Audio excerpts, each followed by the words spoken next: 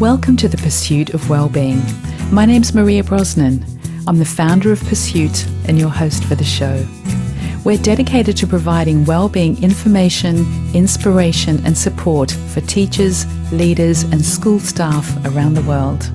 My guest today is Adele Bates. Adele is a behaviour and education specialist. She's had juice poured over her head. She's been whacked by a skateboard. She's taught a Year 7 pupil who'd experienced extreme trauma how to read their first ever word. I love that. How beautiful is that? Adele is an educator and advocate for inclusion, especially for students with social, emotional and mental health needs. With over 18 years' experience, Adele teaches those pupils in a variety of educational settings and trains others to do so as well. She's a TEDx speaker, 2020, and a forthcoming author of Behaviour Guide, Miss I Don't Give a Shit. I don't know how to pronounce that. With say, it's what? It depends if you're allowed to swear on your podcast or not. Yeah, I think possibly not, but I know where we're going with that, and that's publications. Adele, welcome to the podcast. Thank you, and I will make sure I give you the radio clean version today. You are in sunny Bulgaria. We're recording this in early September 2020. It's 35 degrees where you are. It's not that warm here. Welcome. Thank you. Yes, so I'm over here right now writing the bulk of the book, Miss I Don't Give a Bleep. So yes, it's just a chance for me to actually get it written, because I realised that the rest of this year, whilst working in the school and trying to do it, I've done some, but the deadline's approaching. Excellent. Well, that segues nicely into what we're going to talk about today. And the theme really of this conversation is about the stressors that happen to teachers and the different ways that different parts of school life impact their wellbeing. And one big part of that is student behaviour, pupil behaviour. And I guess we're talking here around secondary, but probably not exclusively. And so the conversation is about how do we support teachers in supporting students and young people manage their behaviour. So I guess a good starting point is how can you help us paint a picture of where to start with that? Yes, thank you. Question, I know. So I think the important place to start is that in the UK, the statistic that's commonly brought up is that behaviour is the second reason that teachers are leaving the profession. First one is workload, second one's behaviour. So it always really baffles me that there isn't more support and infrastructure around this built into the system of being a teacher in our country. And it's a gap that I look to support and fill. So I think the area it has to start with, it's kind of there's kind of two prongs. The first one is ourselves. We have to start with ourselves. So the first chapter of my book is called You. And we look at self-care and we look at well-being, and very importantly, we look at boundaries.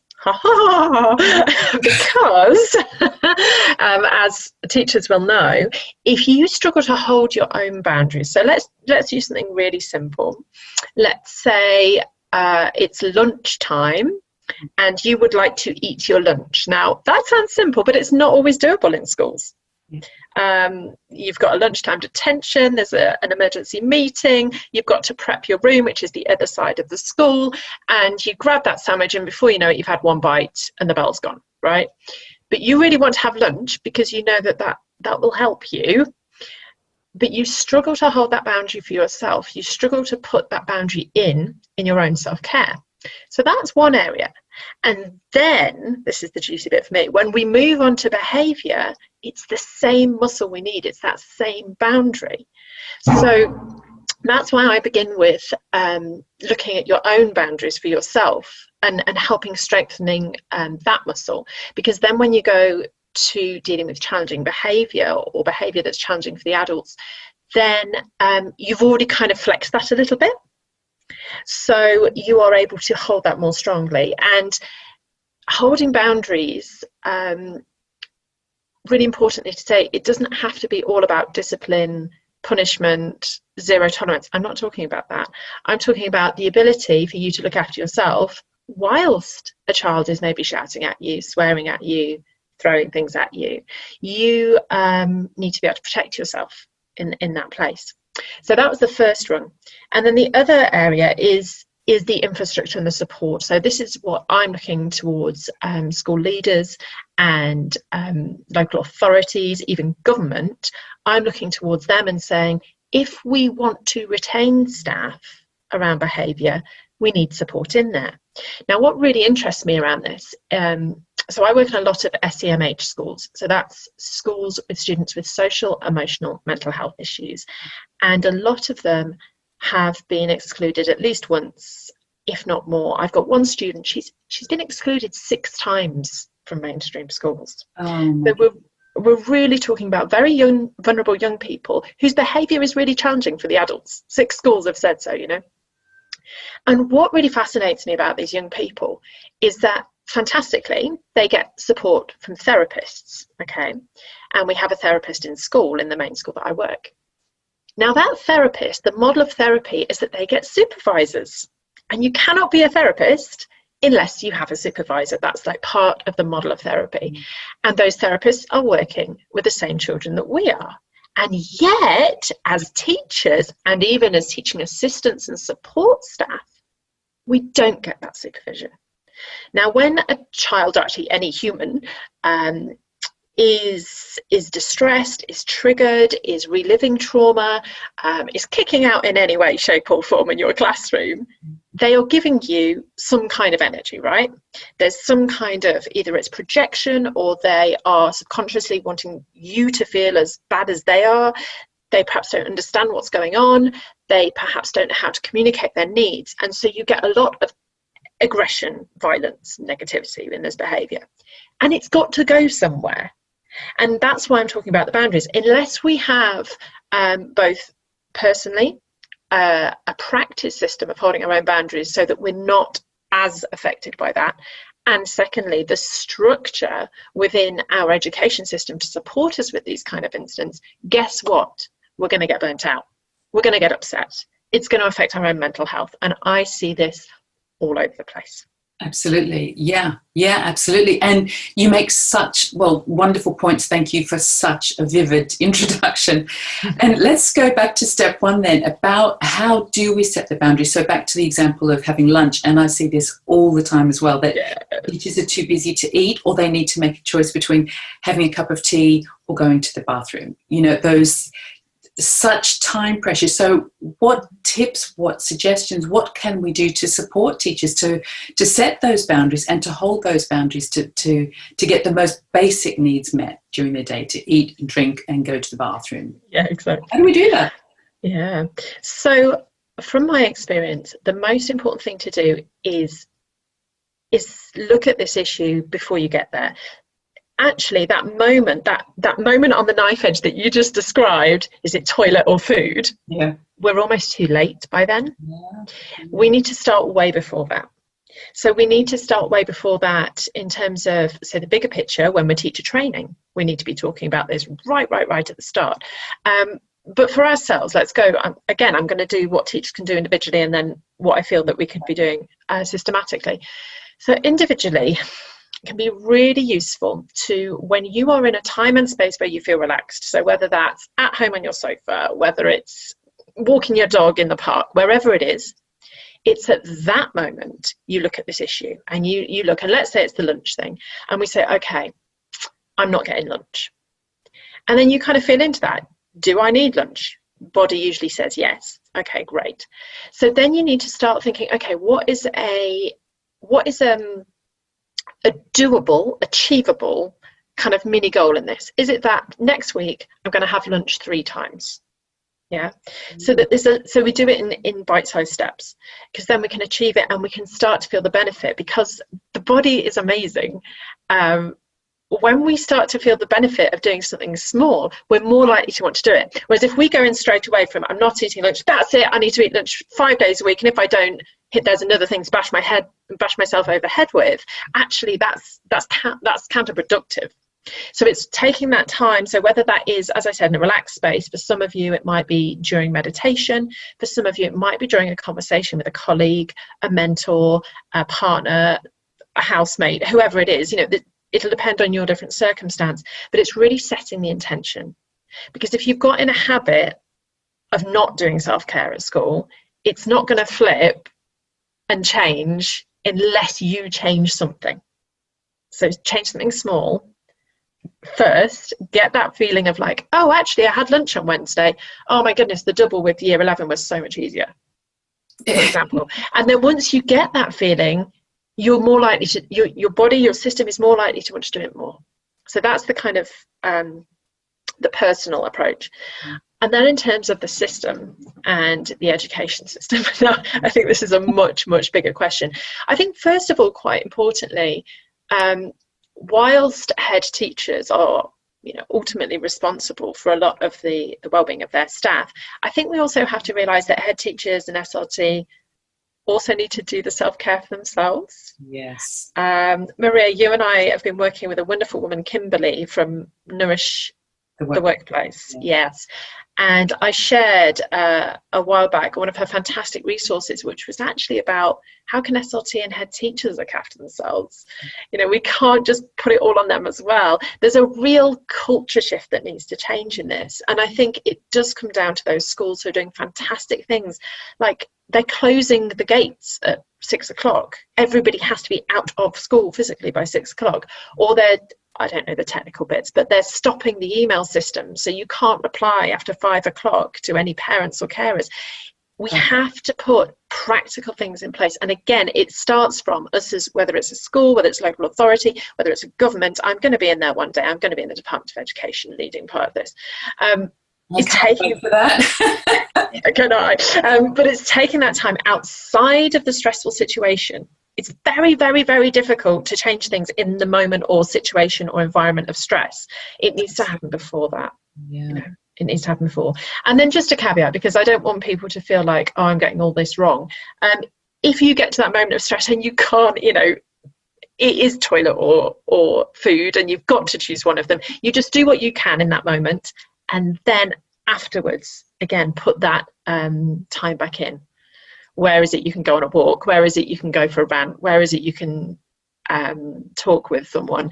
To think, okay, it's not ideal, but what can we do next time? And it's trial and error. We never get it right. Of course. But you make a wonderful point there, that we can deal with the only place we can properly deal with these is in a reflective time, in a quieter time, when we can look at them and think, so what is it that's getting in the way every lunchtime? How can I never get to lunch? So what is it? And you described, emergency meetings or preparing your lessons or all kinds of things that get in the way. So what can you do ahead of time to manage those things that can make sure that you can carve out some time for lunch? And I think that reflective time is I've never heard people talk about it in that way. How can you plan ahead of time to solidify those boundaries and get things in place? And I think this kind of approach works exactly for behaviour as well. Tell me more about that. We will, so at whatever stage we're in our teaching experience, we're going to do the best we can in that moment of the challenging behaviour, right? Okay, good. And I think I really love to give out permission slips when I train teachers and teaching support staff, because I think otherwise we get into this thing of, I should be doing better, I should be able to handle it. I mean, I've done it. I've definitely had that thought. I'm a behaviour and education specialist. Why can I not cope with this child right now? And when you say permission slips, what do you mean by that? What I mean is it's the permission slip of, we're human. Right. And we're not always going to get it right. So in that moment, you're going to do your best. But the way to do your best in that moment with the behaviour, again, is to have done the preparation before. So a really small example is know your own triggers. This is something I talk about in my book. So young people, especially teenagers, which are the kind of area that I work with the most, but all young people, they have this wonderful ability to get under your skin and find that button, right? If you know what your button is, it's easier to navigate around it. It's easier to not let it be in the room. So it's quite interesting. I'm bisexual and I'm out. with anyone who I teach, and often the young people think that that might be something that can trigger me, but it's not, unfortunately, for them. But they will try, and it's quite funny watching them try to get it. But because I've done the preparation work before, I've made that decision to be an out teacher. For me, that's very important, to be a role model in that way. And so actually they kind of can't get me with that. Whereas I've started getting grey hairs, right? Now I'm still getting used to that, and I'm like, okay, this is a new part of my identity. I'm in my mid-30s. I haven't had grey hair before, and I'm just kind of playing with that. And I'm thinking, okay, if a kid picks up on that, that feels a little bit more raw. Yeah, because it's something that I'm still kind of working out for myself. So again, this preparation before, now I think more or less I'd be okay, but I'm just aware that that's slightly more touching than perhaps other subjects. And then I'm thinking, particularly with 2020, lots of people are going to have been through lots of different things, and there might be some very personal things, some very upsetting things that you've experienced during this time, that actually, if a kid picks up on it, it could be the thing that actually flips you over the edge and makes you shout and makes you scream and deal with that behavioural issue very, very clumsily. But it's because it's getting to you. Yeah. So you see how it's the kind of same approach in the preparation, in terms of your own well-being. I love that. And so it's probably a good time then to talk about well-being and behaviour post-lockdown as children and young people and staff, and we're all coming back together. Mm-hmm. How do we approach that? So from now, this term or this academic year, can you help us? Yes, definitely. So I've had some great conversations with another colleague of ours, Kate McAllister, who talks a lot about toxic stress and our own self-regulation and modelling self-regulation to young people. And I think that that's really helpful. It's something that I'm really holding on to, because we're all in a heightened state, okay? And I mean, right now it's kind of first week back for most people, isn't it? And I can feel the energy of teachers and heads. We're excited to be back in the classroom. It's really, it's good. But with that comes this high energy, this kind of like anxiety, and there will be a crash from that. I think lots of pupils are in the same situation. And so again, we need to put in time and space. Whether that's check-ins, whether that's time for us to go away and again chat with people and reflect on what's going on, but also time for our kids. So for some students, the thing that will make them the most calm and the most ready to work is for everything to be as normal as possible. Get the algebra out. Let's carry on where we left off, page 73. Go.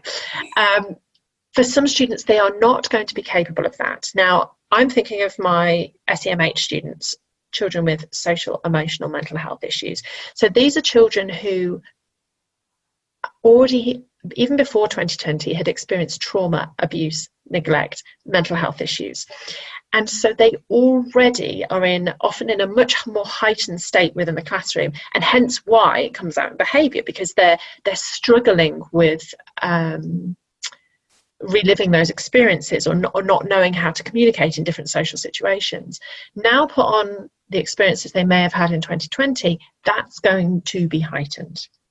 In addition, we've got young people who perhaps we would never have thought of particularly having behavioural issues.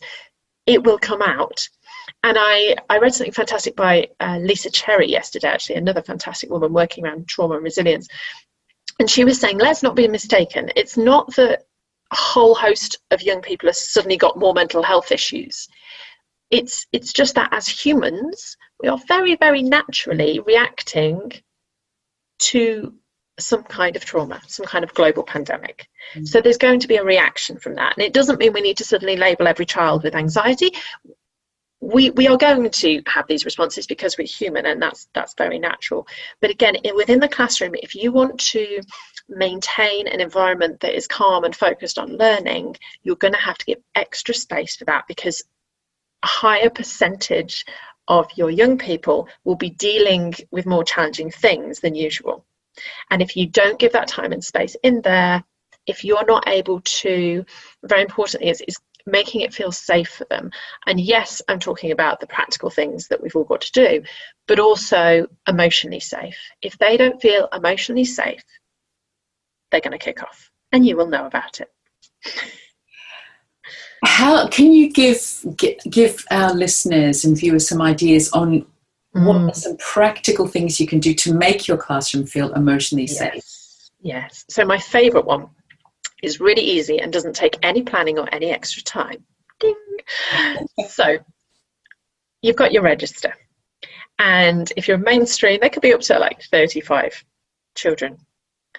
I do not need to hear, yes, miss, times 35. That is a waste of my 2 minutes. I mean, obviously not a waste in terms of the safeguarding and attendance, but in terms of the kind of dialogue in the classroom. So I use this as an opportunity to do a sensory test of my classroom. And initially, they might find it a little bit strange. I mean, I've done this right from primary all the way through to sixth form. And initially, it might be a bit strange for them. And you might just go, yeah, bored, tired, meh. I get a lot of that. But keep with it. And a couple of weeks down the line, a few weeks later, you'll start to hear the nuances, and you'll start to be able to really understand how the young people are feeling, how ready they are to work, and then you can adapt to it. So an example I'll use was a year 11 class that I was working with. It was coming up to the exams. Usually they give me the bored, tired, bored. But as it was coming up to the exams, I was getting stressed out, nervous, effing bleep. Okay. So I was getting these reactions. So that was just so good. I mean, I see that as formative assessment. They are giving me the clue as to where I need to start my lesson. If I've got stressed, nervous, overwhelmed, etc., I need to start that lesson in a very different place to if I've just got, oh, okay. To me, oh, okay is, okay, I'm ready. I'm in the room, miss. I'm ready to learn. But if I've got nerves and stress and anxiety, I need to start that lesson in a very different place if I want the young people to learn the academic things we're sharing. So that is such an easy tool, and it can prevent behaviour issues coming up. So I've used that, and through that 2-minute thing, I've discovered there was a fight at break time. Everybody's hyper, everybody's wound up, and again, that gave me, okay, I need to just do a 5-minute, 10-minute kind of turnaround activity that will get them ready to do their mock exam. Because if I'd have gone straight into that mock exam with everybody high as a kite about a fight at lunchtime, it wouldn't have worked. Yeah. So what's the question you're asking? So rather than just asking for a regular kind of attendance question, what's the question that you're asking that would get the response? Is it just, how are you? Or Yeah. Depending on the age group. So with my secondary, I'd usually say 1 to 2 words to describe how you feel. Great. And that can be icky, okay? It's got the word feel in it. And teenagers are a bit like, feel. Primary school tend to be better at that. Some primary schools have systems in place already, and I've seen some fantastic work being shared at the moment around children talking about which monster they are, whether a red monster or a blue monster. Like red monster's kind of an angry, blue monster's chilled out, those kind of things. So it could be, you could incorporate into whatever learning you're doing. So you could say, what colour monster are you? And that could be their response. So it depends what kind of things you've already got set up. But if you've got nothing, then I would just say, yeah, how are you? If you think that the word feel is a bit too touchy-feely. How are you? 2 words. And even if they respond with grunt, let that be okay. Yeah. Let that be okay. Don't question them on it. Because if you question them on it, you are essentially giving them the message it's not okay to feel what you're saying. Yeah, and it will take a few rounds for them to get over, the shy ones to get over nerves, or for the class to kind of realize how emotionally safe they are with one another. Is this a space where I can say, actually, I've had a bereavement and I'm really a mess, and home life's a mess at the moment because they're dealing with it. Is this a place I can say it, or am I going to get picked on later by that kid? So it will take a few sessions for the children to kind of feel the boundaries of the safety net. But that's what you're holding. That's such a great way to just calm the waters a little bit. And have you found that has an impact on, as you mentioned right at the beginning of the conversation about young people kicking off or having some kind of being triggered in some way? Have you found that has an effect on Definitely. So often young people with behavioural issues or SEMH, they struggle to communicate. And that's why it comes out as behaviour. Now, they struggle to communicate for all sorts of reasons we haven't got time to go into, but I do have blogs and things about that. You can have a look. But as adults in schools, I believe it's our job not just to teach them academically, but to role model and teach them how to self-regulate, how to behave. Some of them won't actually know because of whatever they've been through in their past, and you won't necessarily know what they've been through. I mean, I work with young people who think of the worst thing a human being can do to another human, and some of my kids have experienced that before they were 5. Yeah. Guess what? Yeah. It messes you up a little bit, right, to say the least. And so when you say to a child, for example, "Well, go and share the books," share for a child who has been neglected is a completely abstract concept. Mm. If you have experienced neglect, more likely than not, you've had to do things to survive. If you are a refugee child, you might have had to steal to survive, and I'm talking about actually survive. And so then to come into a classroom and be told to share, you can see how that doesn't work unless we role model what sharing is, and that it's safe to share, and that yes, although this, I don't know, whatever pen is going to be taken away from you right now because it's Freddie's turn, it will come back to you as well. And we need to teach that, and we need to teach that self-regulation. And it doesn't always work. They still will kick off at times. And I would say especially now, there's a lot of heightened anxiety and emotions going on. And we're all kind of guessing. But again, if you've already put into your lesson plan, actually, we've got a double period, you know what? We're going to have a 5-minute break through that double. That 5-minute break might save you 20 minutes of bashing your head against the wall when you're trying to get them to be quiet. Sometimes they just need to let off steam. Yeah, sometimes that needs to happen. What would you do in that 5 minutes? Anything specific or just... Yeah, so it totally depends on the class and what they need. I mean, I love to run a yoga session, but mostly the kids just tell me where to go with that. But I do hide it. But what I mean by that is something physical. So I've been working recently with an occupational therapist who works with young people with sensory needs. And she gave me a great tip when we've been doing a lot of remote teaching. She said, even just a minute looking out of the window does something to our brains and calms us down. So sometimes I might just get a class on their feet if they're physically able to, and I get them to find 3 things out of the window beginning with T. I mean, it can be as random as that, but something to give them a sensory break from whether it's a computer or it's writing or whatever it is.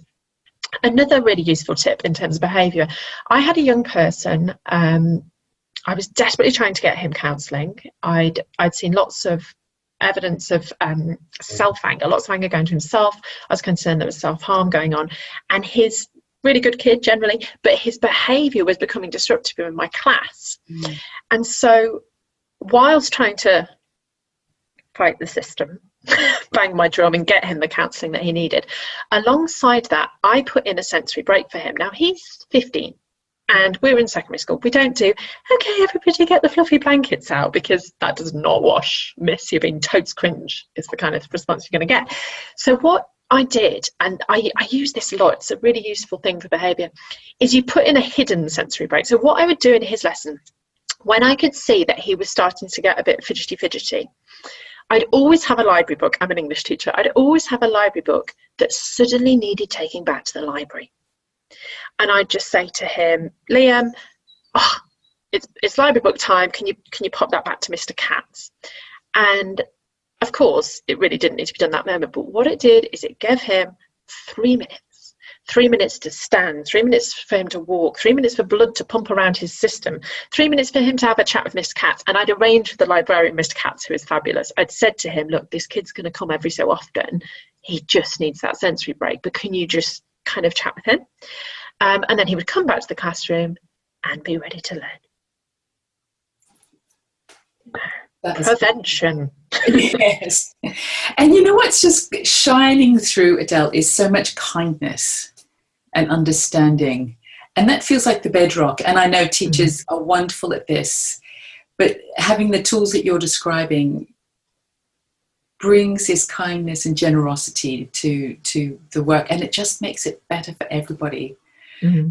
Wow. And they're simple, doable, free things, you know. The other one, we haven't got time to go into it, but I just want to flag it in case people want to know more, is free writing. Mm-hmm. To me, free writing, I always say there's not a magic bullet, and despite how much I try, I'm not Mary Poppins. But if there was a magic bullet, it would be free writing. So essentially, it's stream of consciousness writing. You can build it into your lessons at any age, and you can build it in the curriculum. I've got a few blogs on that, and I keep getting asked to do a webinar. It's coming.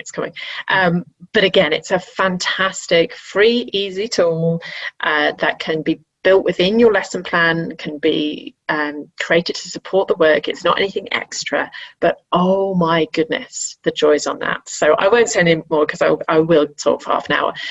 But if you're interested in that, go and look at my website and have a look at the free writing blogs.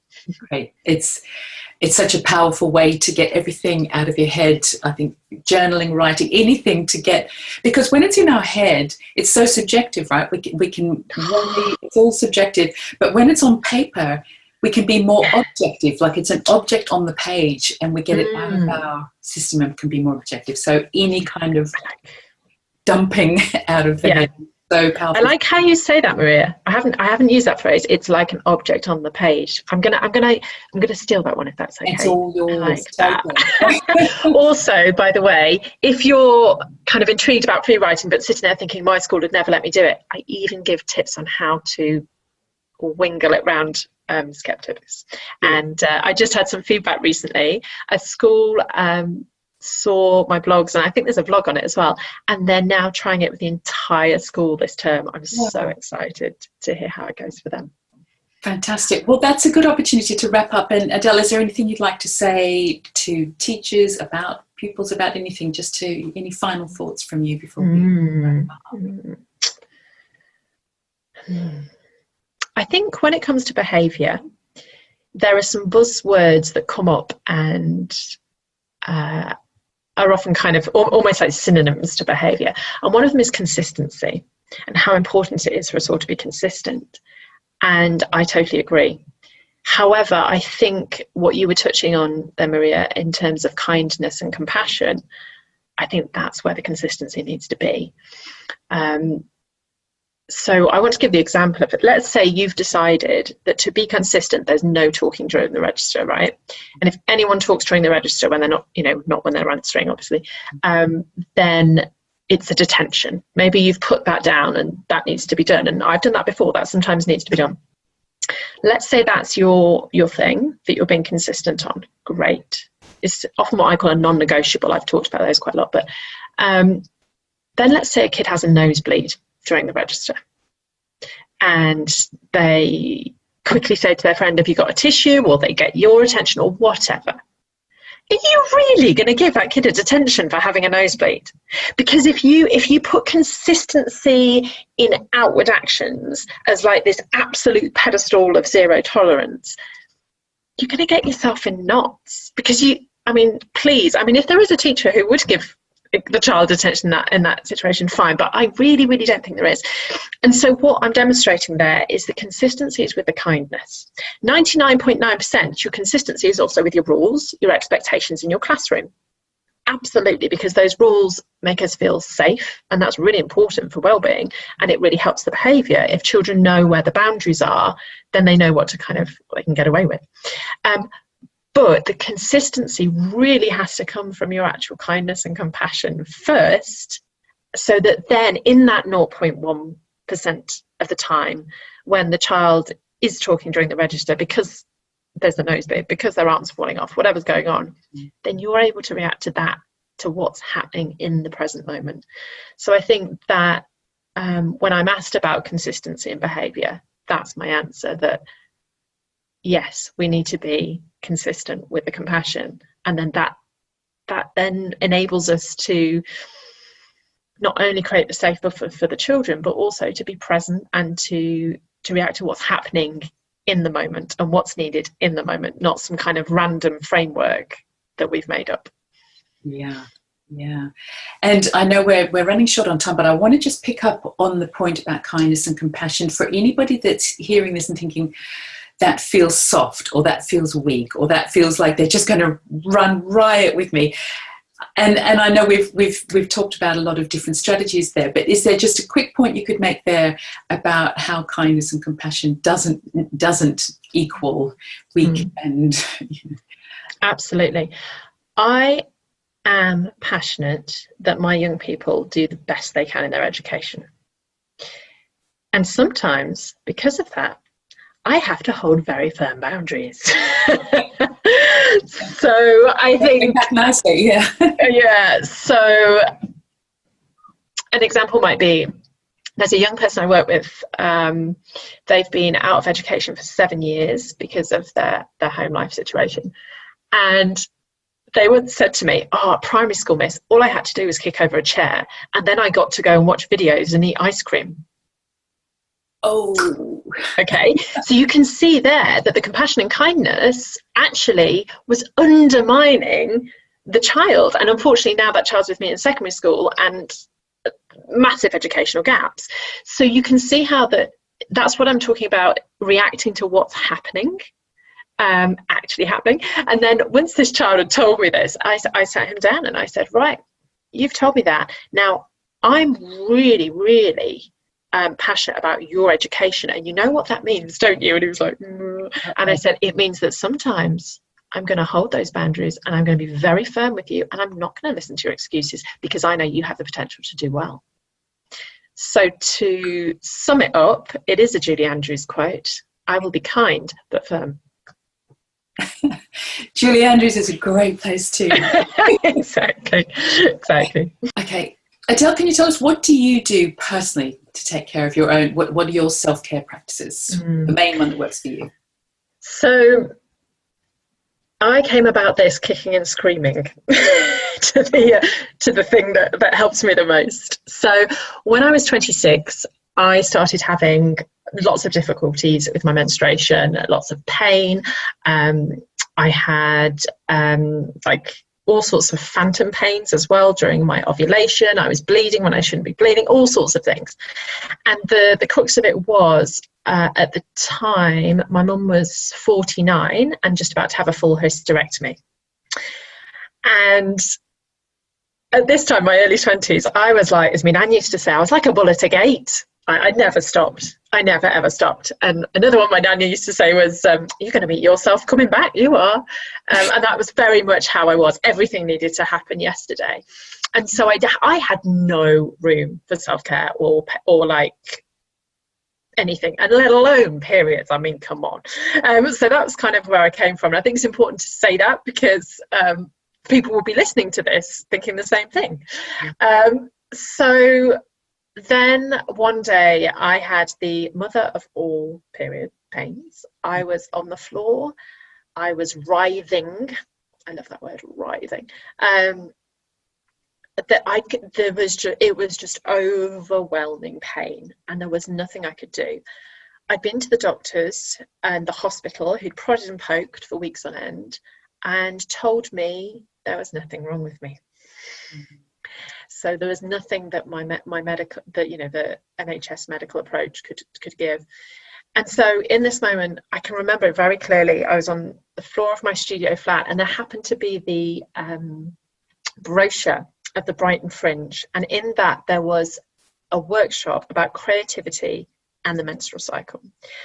And I was so begrudged. I was like, fine. I couldn't, work with this any other way. And I said, fine, I'll book in. And as you do. And then a few weeks later, I was at it and at this workshop.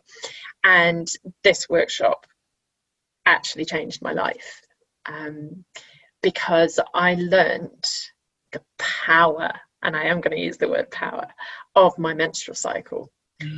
Because inbuilt within people who menstruate, there is this fantastic map.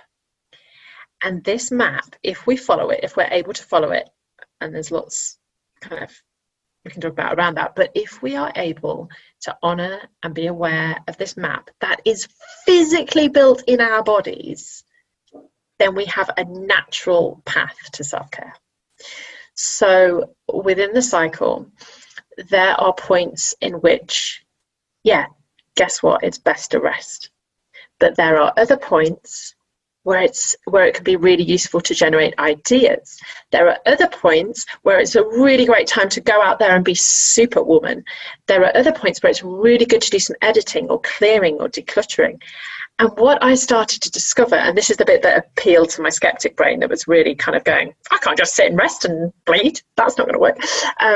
What really appealed to me about it was that it's this full cyclical map. And so over the years, so this was when I was 26, how old am I now? That was 9 years ago. Since then, I mean, I've done lots of work around this. I've been to lots of workshops. I've done the leadership program. I'll tell you about that in a second. But essentially what I've done is very, very slowly, as I was talking about with the behaviour, bit by bit, I've gone, okay, fine. I'll try and just do a little bit more this month on resting at my period. And it might have looked like 10 minutes having a bath. Okay, that's perhaps where it started. And I have become addicted because I've become better at resting at my period, guess what? In the other side of my cycle, I am flying on all cylinders. And I also now plan my entire diary around my menstrual cycle. Amazing. So even I have an assistant who works my diary because I'm really not very good at it. So she now knows which part of my cycle I'm in and when is it best to have the really terrifying keynote conference that I've just been asked to do, and when is it best to do some editing on my book. Now, it's not rocket science because not rocket science. It's not clear cut because we also then have life, society, and I'm going to say it, patriarchy on top of us. So there's a massive, massive balance there. I could go on for ages, but if you are interested in this, the people I work with are called Red School, and they are pioneering trailblazers in this. Their book is called Wild Power, and it's by the fantastic Alexandra Pope and Shanae Hugo Wurlitzer. And within it, they go very, very deeply into this work, including one of my favourite chapters, which is called How the Bleep Do You Practice This Kind of Awareness with Your Cycle in This Non-Cyclical World? So if all the practical answers are there. So they're the main organisation I work with. I completed their leadership programme a couple of years ago, and so sometimes I teach as well on what we call menstrual cycle awareness. And they are also, if you're sitting there asking this question, they are currently working on their next thing. It's about to be launched, which is their workshop around menopause. And there's a book that's going to be rocking this world, Maria. I'm so excited about this book on menopause because, again, it's looking at the power. And I realise there will be some people sitting here who are currently going through the menopause and thinking, what is this woman talking about? What's she talking about? Power of menopause. It's a disaster. The support and the way that we can approach and self-care for ourselves during that time as well.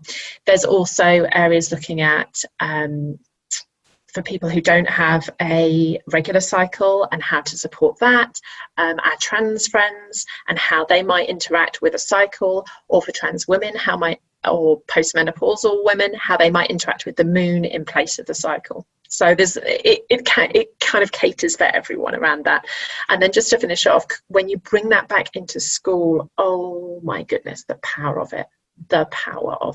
Because, I mean, I'm going to just give you a very small one. There's loads, again, that I've got blogs on it. But back to behaviour, I had a colleague who came to me once and said, I just don't get it.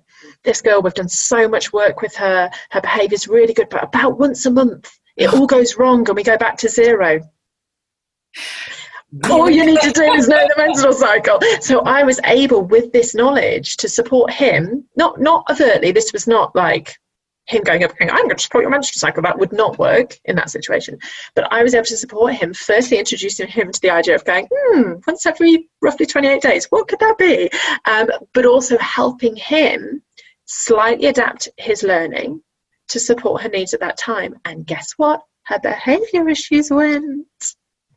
rah! So yes, menstrual cycle awareness is my, I don't want it to be secret anymore, weapon. That is my absolute number one self-care tool, and I definitely recommend it to anyone who menstruates, or anyone who happens to live with anybody who menstruates. Can also be really handy to know I'm in a same-sex partnership, so we've got two going around, but yeah, it can be an incredible tool, and it's Red School and their book Wild Power that I would advise you to go and have a look at. It feels like, one of the last taboos, doesn't it, talking about these things. And if you look at a typical primary school, the vast majority of staff are women. Yes. And when do we ever talk about this stuff? When do we acknowledge the cycle of our cycle? I mean, never, ever, ever, do we? So I'm so grateful to you for bringing this up and for raising our awareness around this and how we can support ourselves through our menstrual cycle. That's I'm going to have to add something now, Marie. Made me think of something. So this is anecdotal, but I personally believe in it 100%. I know many women who during the GCSE period, teachers, their periods stop. Yeah. And that's the teachers, let alone the kids, right? And the fantastic thing about menstrual cycle awareness is that it's what I call a canary.